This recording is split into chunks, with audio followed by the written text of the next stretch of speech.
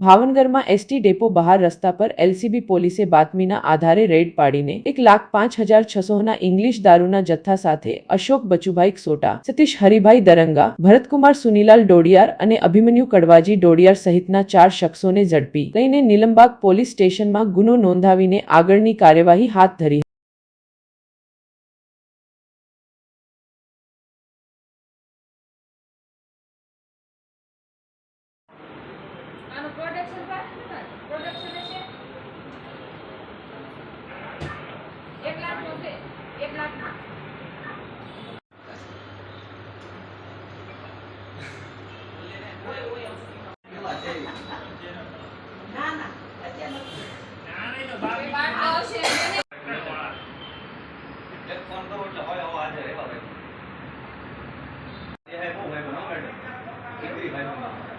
હમણાં તો રણું છે 20 બે વાર